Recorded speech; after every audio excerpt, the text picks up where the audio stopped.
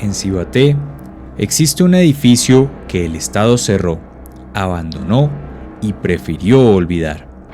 Un hospital psiquiátrico donde durante décadas pasaron cosas que nadie documentó del todo. Un técnico eléctrico entró un día a revisar un medidor. Salió pálido, en silencio, con una sola foto que no debería existir. Esa foto desapareció esa misma noche.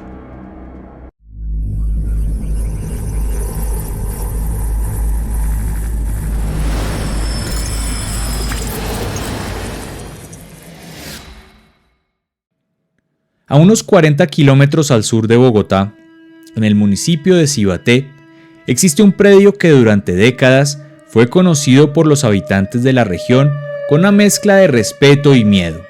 El Hospital Neuropsiquiátrico Julio Manrique fue durante gran parte del siglo XX uno de los centros de atención psiquiátrica más importantes de Colombia, pero también uno de los más controversiales. Un lugar al que las familias llevaban a sus enfermos y del que, muchas veces, no volvían a saber nada. Con el paso de los años, las denuncias se acumularon. Condiciones precarias, hacinamiento, historias que los propios trabajadores preferían no contar. Y en 2008, el hospital cerró sus puertas de manera definitiva, dejando atrás pasillos vacíos, camillas abandonadas, tableros eléctricos abiertos y algo más que nadie supo explicar del todo. Porque cerrar un lugar no significa vaciarlo. Lo que van a escuchar no salió de un libro de terror ni de un foro de internet. Es el testimonio de un hombre de oficio, alguien entrenado para buscar explicaciones técnicas a cualquier anomalía. Hace unos 15 años, quien para efectos de este relato llamaremos Carlos, trabajaba como técnico para la empresa operadora de la red eléctrica que cubría Bogotá y la Sabana. Su labor era rutinaria: visitar predios, revisar medidores, levantar actas. Nada que no hubiera hecho cientos de veces. Una mañana llegó a su escritorio una orden de inspección más. La dirección no decía nada especial, la razón social tampoco.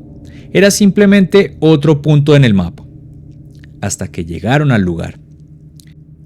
El portón era antiguo, de hierro oscurecido por el tiempo, con el estilo inconfundible de una construcción colonial. No había ruido, no había movimiento, solo una quietud densa, casi física, que se instalaba en los oídos como algodón.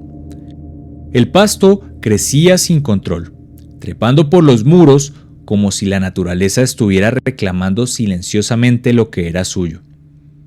Era el Hospital Neuropsiquiátrico Julio Manrique de Cibaté, cerrado hacía poco tiempo. El motivo técnico de la visita era aparentemente simple.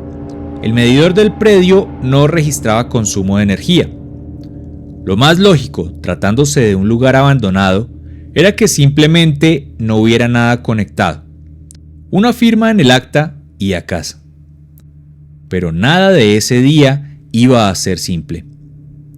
Como contratistas de la operadora de red, tenían autorización suficiente para ingresar. El protocolo, sin embargo, exigía anunciarse antes de entrar. Carlos golpeó la puerta. Una vez, 2 veces. El sonido se perdió en el silencio del predio, como una piedra en el agua.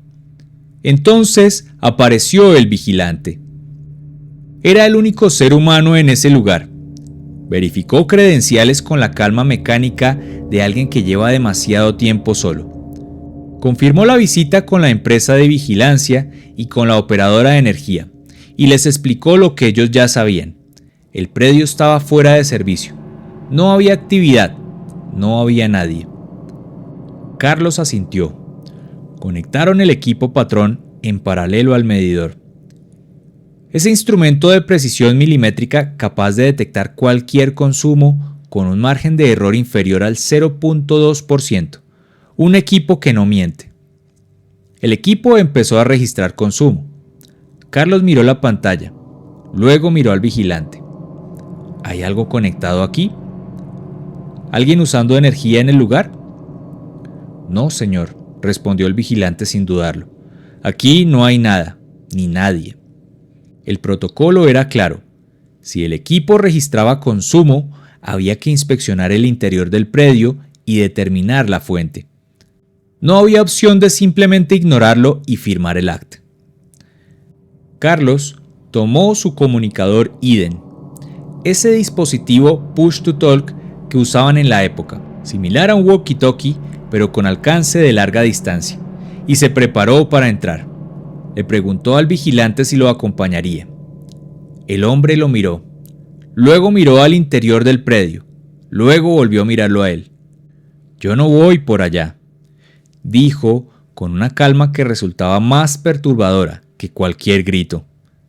«Si quiere vaya usted solo, pero yo no voy por allá. Eso sí, tenga cuidado, porque hay huecos». ¿Tú qué harías en su lugar? ¿Entrarías? ¿Podrías cumplir con tu labor en este lugar? ¿O ante esto dejarías el lugar? ¿Soportarías un trabajo así? Era de día. Eso ayudaba. El miedo de Carlos no tenía que ver con fantasmas ni con lo paranormal, sino con algo perfectamente real.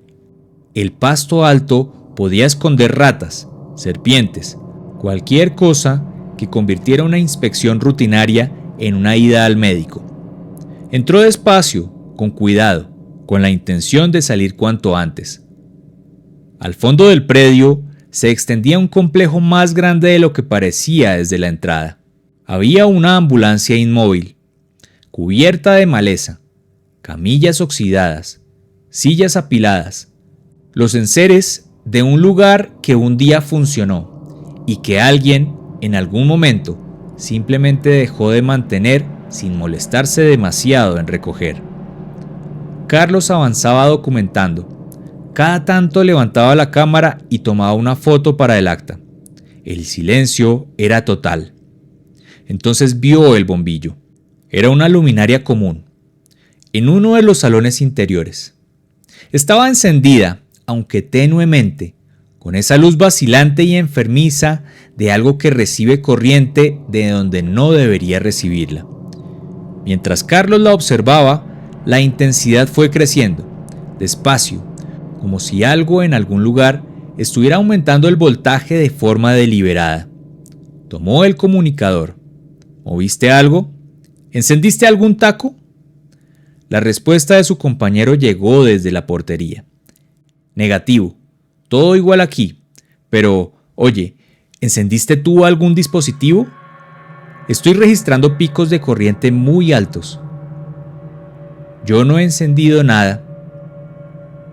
Silencio en el comunicador. Carlos revisó el tablero eléctrico más cercano, abierto, sin tapas, con los interruptores en posición de corte, todo desconectado. No había forma técnicamente razonable de que esa luminaria estuviera encendida. No había forma técnicamente razonable de que el equipo patrón estuviera registrando lo que registraba. Pensó que tal vez existía otro tablero, que había una explicación. Siguió avanzando. Fue entonces cuando escuchó los pasos. Venían de la parte trasera del edificio. No eran los pasos lentos y pesados de alguien que camina. Eran rápidos, urgentes, como alguien que corre entre los salones vacíos. Y casi al mismo tiempo, como respondiendo a una señal que Carlos no había dado, las luces del pasillo comenzaron a encenderse, una tras otra. No había nadie, no había ningún tablero activo, no había ninguna explicación. ¿Tú qué harías? ¿Seguirías los pasos? ¿O por el contrario, huirías del lugar? El cerebro humano tiene un umbral. Cuando lo real deja de comportarse como lo real, el cuerpo toma decisiones antes que la mente. Carlos ya estaba caminando de regreso a la portería antes de haber decidido conscientemente hacerlo.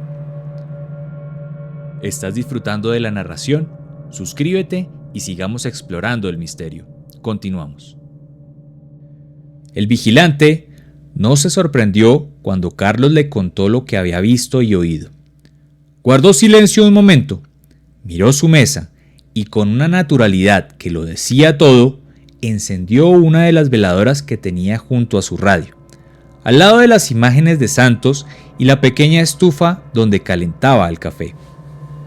Si me acompañan en una oración, aunque no sean católicos, dijo simplemente, sería bueno. Los tres rezaron. El equipo patrón seguía registrando corrientes altísimas, como si en ese predio abandonado alguien hubiera encendido simultáneamente un motor industrial y cada una de las luminarias del complejo. Nada de eso era normal. Nada de eso tenía explicación en los manuales técnicos que Carlos había estudiado. Desconectó el equipo, guardó los datos en la memoria SD, firmaron el acta y salieron. El conductor de la camioneta los esperaba en la calle. Cuando los vio llegar, frunció el ceño. Venían pálidos y callados, con esa quietud particular de las personas que acaban de procesar algo que el lenguaje no alcanza a ordenar del todo. ¿Qué les pasó?, preguntó. Se lo contaron mientras se alejaban del portón. El conductor los escuchó, los calmó como pudo y entre los tres buscaron una explicación racional. Instalación clandestina, algún sistema de respaldo que nadie había desconectado, una falla del equipo, cualquier cosa. Entonces Carlos abrió la cámara para revisar las fotos que había tomado durante el recorrido. La mayoría de los archivos estaban dañados. Las imágenes figuraban en la memoria. Los nombres de los archivos estaban ahí, pero al intentar abrirlos no mostraban nada, corruptos, irrecuperables, excepto uno. En esa foto, en un rincón del encuadre, entre la penumbra de uno de los salones, había algo, una figura, algo que no debería estar ahí, en un lugar donde no había nadie. Miren, dijo Carlos, no estoy loco. Los otros dos miraron la pantalla en silencio. Esa tarde, cuando descargaron la memoria SD en el computador, todos los archivos habían desaparecido, sin rastro, como si nunca hubieran existido, como si algo hubiera preferido no quedar registrado. ¿Habías escuchado algo así? ¿Crees que simplemente se borraron por fallas en la memoria? ¿O más bien que esta pérdida de información obedece tal vez a causas sobrenaturales? Las fotos desaparecieron. Los registros del equipo patrón quedaron en un acta que probablemente nadie volvió a revisar. Y Carlos siguió haciendo inspecciones, porque el trabajo no se detiene, y la vida tampoco. Pero hay preguntas que no se cierran con una firma en un documento. ¿Qué estaba consumiendo esa energía en un predio sin conexiones activas? ¿Qué corría por esos pasillos cuando no había nadie? ¿Y qué había en esa foto que algo o alguien prefirió que se perdiera? Por favor, cuéntame qué piensas en los comentarios. A lo mejor entre todos llegamos a una explicación lógica, o tal vez no. No tenemos la última palabra. Solo tenemos el testimonio de un hombre que entró escéptico y salió en silencio, y la certeza de que hay lugares que es mejor no despertar. Pero no te quedes con lo que te diga este canal u otro medio. Investiga, indaga, siempre busca más allá de lo evidente. Si este video te dejó pensando, significa que este canal es para ti. Suscríbete y sigamos buscando respuestas juntos. Gracias por llegar hasta aquí. Te invito a ver otra historia asombrosa.